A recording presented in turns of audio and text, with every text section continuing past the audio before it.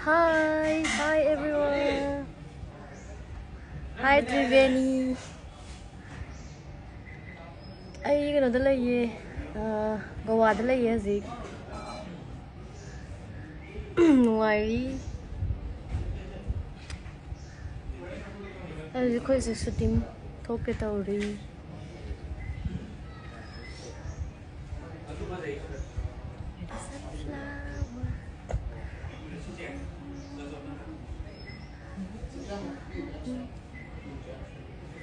Amuk noi ram tri.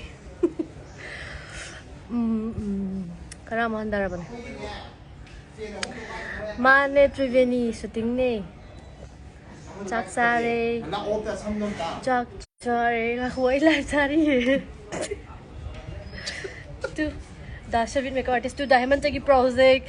Mayam promo enam tok jage koi karam to phongani date 2 da tijalani Diwali date 4 da release tok dani mayam yengbiu karam to phongani has 360 pictures. Subscribe to view, follow to view insta da natra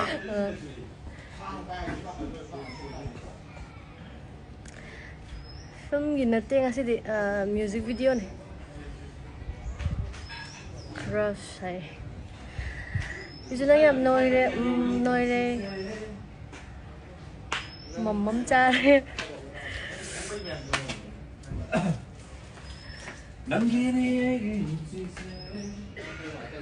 hi dasilaiba shooting chat pro dasilaiba Goa da shooting gi lakpane khoi se stay safe che thank you Marcus Umar HD 50 amte H 360 have 360 hawai thong ma chare ngasi di hawai thong ma yerum ne doi kangong ne lots of love from Dimapur, love from Manipur. Hi Gepe na karon kan thok tui no sai nam loi ra ba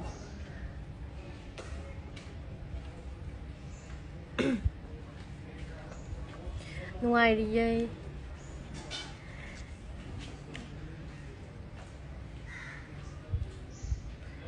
nu si bana ngari chat ki tari kai lam na no da sai ba shooting nang gi Hawaii doi Hawaii ngaw hao jam hao nga si da ba pabitra na ma le ko si designer ma man thong ya ti na hau thare za thare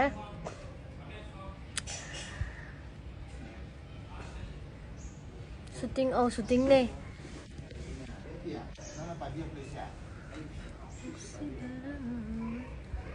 date 2 da thola ani nang na hala da hi Jonica era date 10 da adu tadi hayeng ni nya sai number loi ra ba noi loi ra ma ne du are you from another planet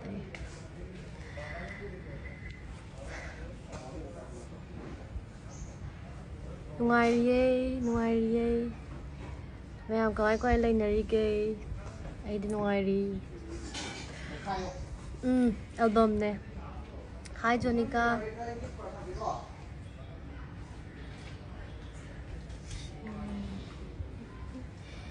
yan phazai hai ngasi da sabit ki makeup sam phaza bane da sabit ne ki ni asi thokning dre ye ke pe se si re dai se lao ya se lao lai minar se ya si da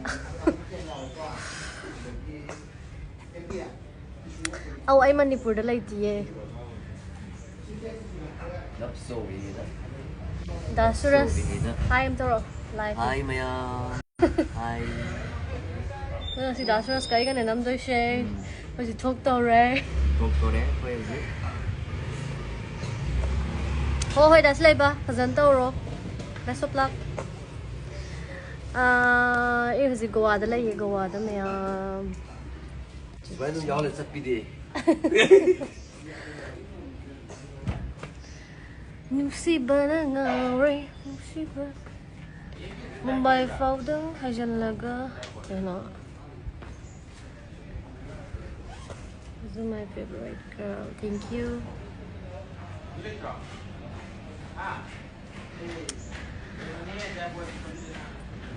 Ay sulake la Light chứ mà hả? Giao tuyển mà nung cái này giờ lên mà bạn nó sẽ wow cái lên rồi gì?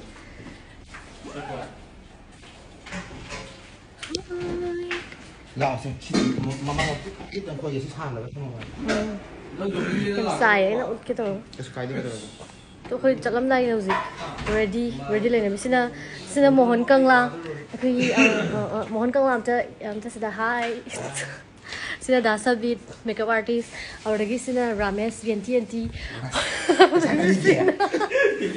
MP ada jealous lại rồi lo la cái se dar say hi Hi Pavitra kasi cook ako chef master sila ito Pavitra na si Thong yam har ko to phengde to man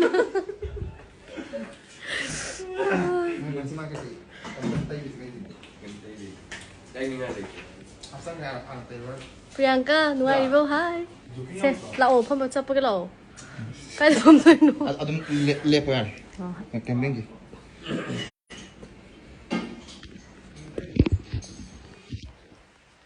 smell nice pag tatagal pira thank you so much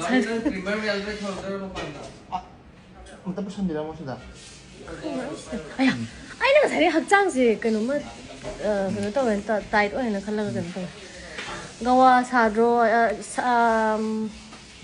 yam sabadi oi dre adun chang khar budi sai kupak chani hai bem ki zai bem kung am si jum gon bio to an da 지금 있어 shooting lai ba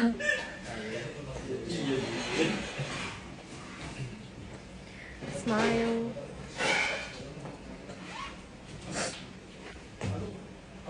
ngoài đi ấy she better know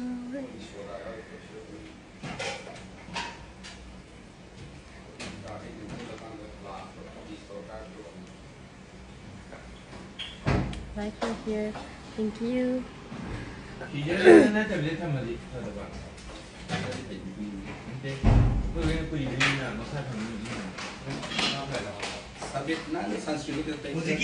솔직히 뭐로 하와이자만 더더 있고. 야, 나. aduh si 하와이자만 더더 있고. pulau kan konjera Lo kon sih. konjera oh dia cacat bro cat lepas sih cat ini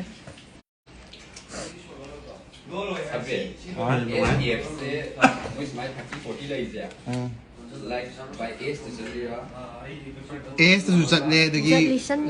Hai cat lisan na tenang na sih Jadi ada 50-60 sini bos pagi. khơi sai sẽ cái cây hay đôi nó Sisa, candlin đó Candlin candlin đã sắp về sao nó cần đi color đó Nó makan kon thai lah. Yo, yang.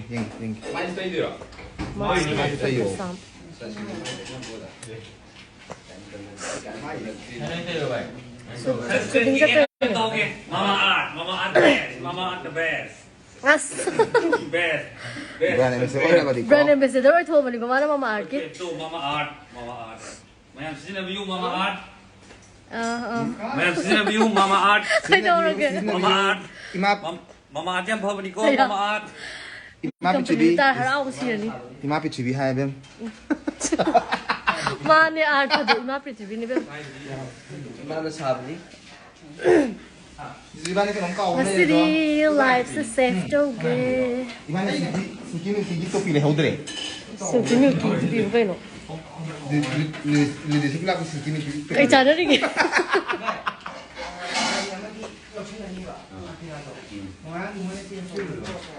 finger hurt please tak ada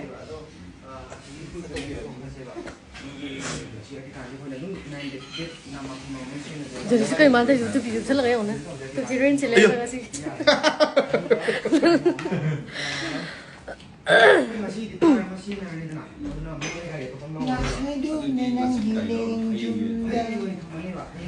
Khang lagi mi pun ku dinda. Makan ni pas draw. Khang deh. 선도 안 라이브 보내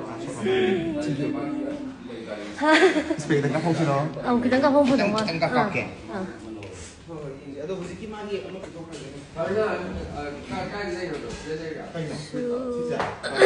짝사리 진짜 뭐랑 뭐용 짝사리 그런 shooting live 또 ready to okay 할라 시사 300 earring 합들고 hello đâu có cái gì nhau đây có sẽ lại riêng của mình có khả năng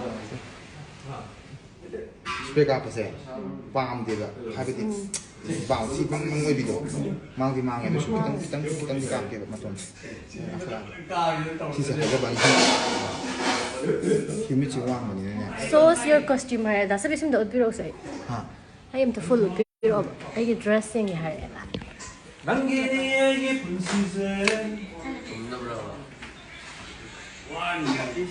나 들어가도 이제 I dress a lot 자, 벌면 내가 반에 좀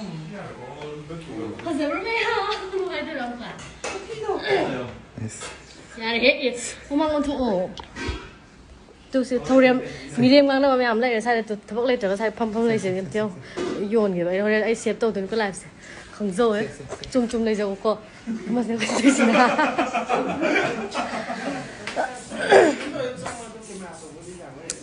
film là gì album cái đó là gì trả bây giờ có ai sẽ lên Hi Caromio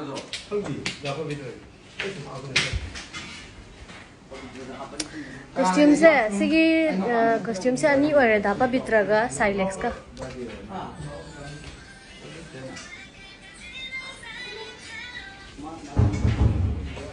무슨 거 믿는 거 da sabit na ke biri ne da sabit makeup am phase hare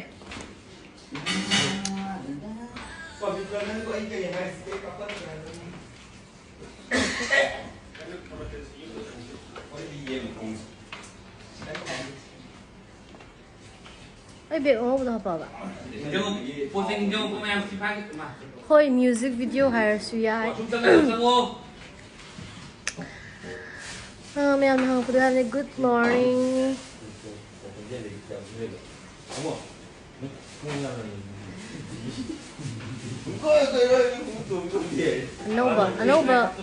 Nobel album oi de se se no music hi Toy Toy cái lấy ghê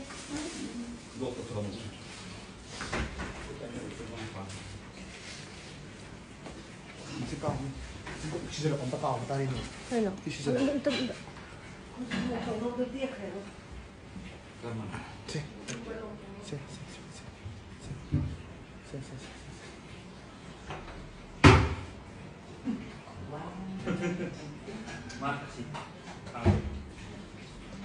Simran Kumar chị tại ơi bà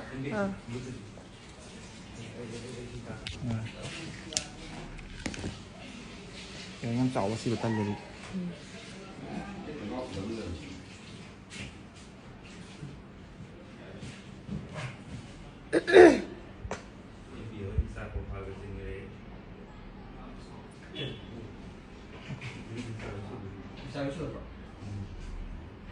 jealous yang ke jealous tu mata kaki mama le 하래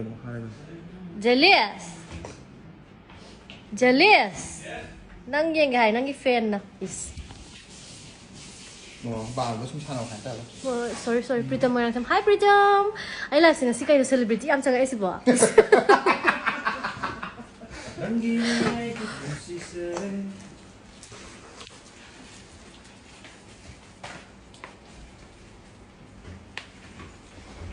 started following hi Arvin shooting đâu ini 홍게가 빠트로 홍게가 그거 고 yang sangai yumda la yam phazai nau to na makeup to ma na ti thoi da sabit na to bone sak sar bui thoi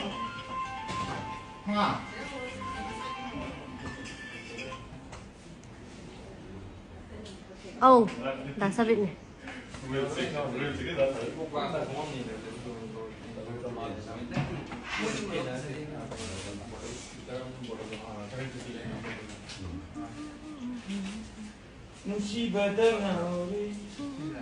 Xây được dẫn đại dần tăng cao đi à?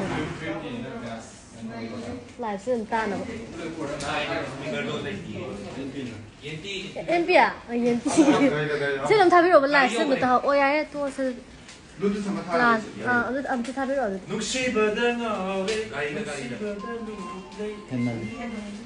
Masih xây được tạm biệt là phải giờ riêng xí. Sao lại là bảo cái gì vậy? Có chơi cao được rồi mà.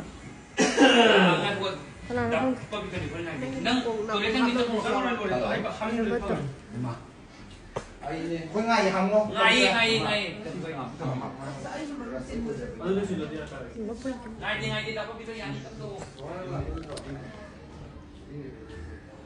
나 사비는 이토이니 연계야. 이토이니 연계야. 이토이 아빠. Hai thôi. 젤리스. Ang tanta wag tan. Edi, farming di luai ni. 너 뒤에 이 방을 그냥 자 샤오를 비유 해봐 나온다. Nang mana farming piu nang ngadu sini. 무슨 또 봐야지.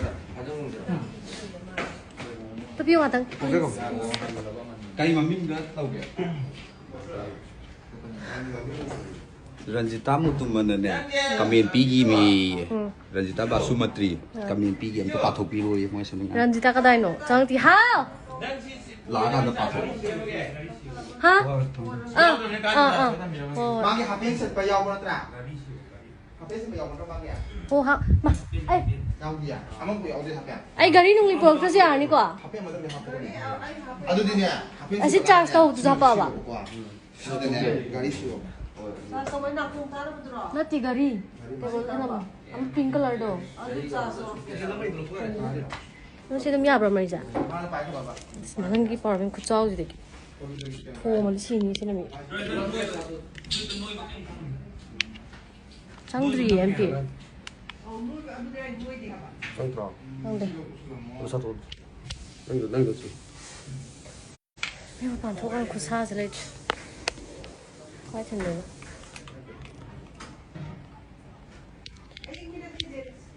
짠짠.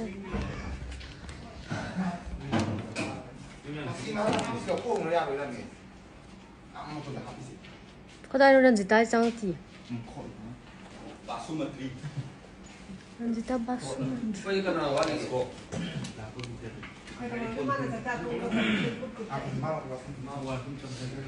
눈시베드 나리.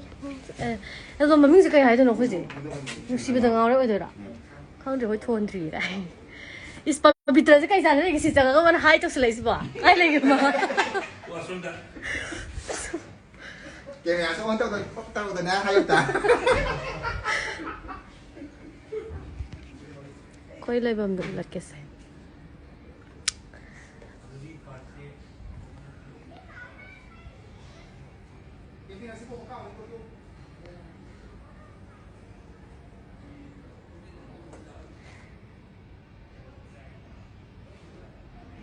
इस पर भीतर से फूल तो नहीं होगा चंगा सीधा ने कोई ले से juga satu ani jalis to manung dale hawe tu sina abung drone apai bi yam sa ba ga tu no to budi oi de kwa please so jalis kang em bam jalis manung dale hawe goa da ne mayam goa da sutingi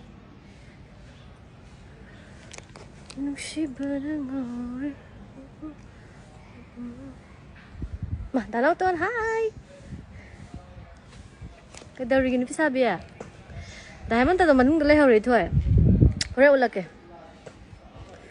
Hi, dalaw ng komba.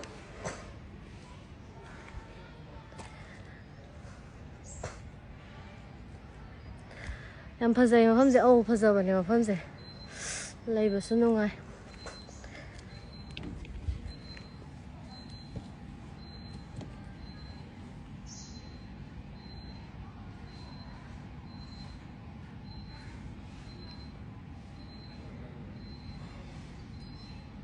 Kaya ba gawa si mafam jada kawe. Kanang hai bana kawe. Film gi natte music video gi ne kano. Kaya sana thoi. Lockdown later.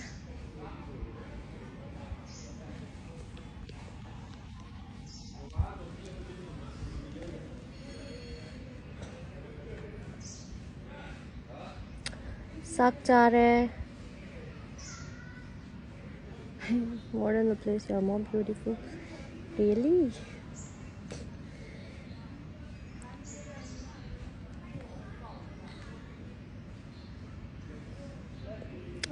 Date 10 dah lakani ye silky takhelambam.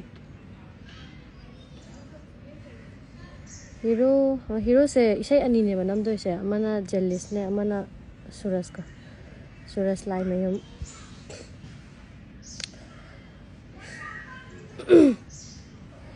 Rukia paye. Oh yam phazana namak ke. Sẽ thola kan da yin biu.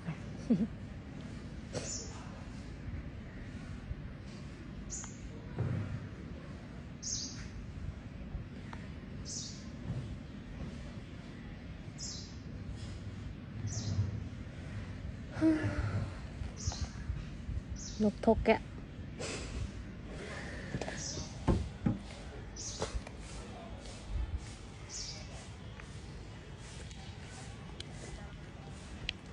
Singam Jenny TV. Paye. Sagale hai khade.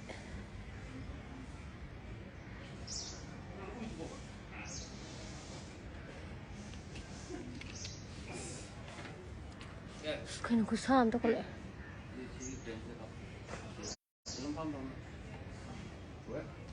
Lockdown lo beli Jason orang dre. Kitang kara di handar.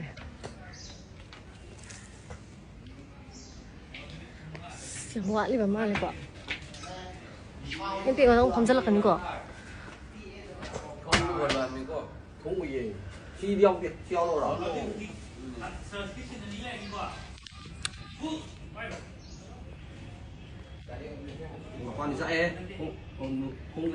Hi Daromi. Dari dukaan na bro.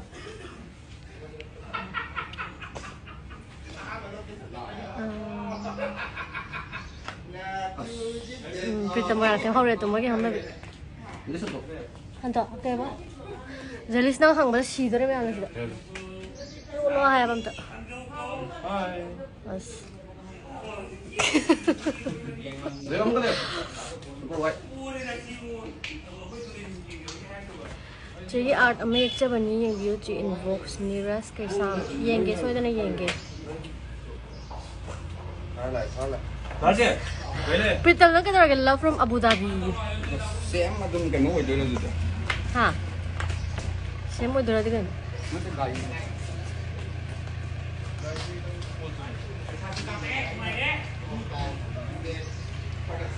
Là ô chơi.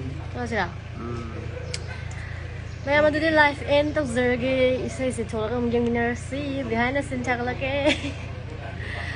Bye.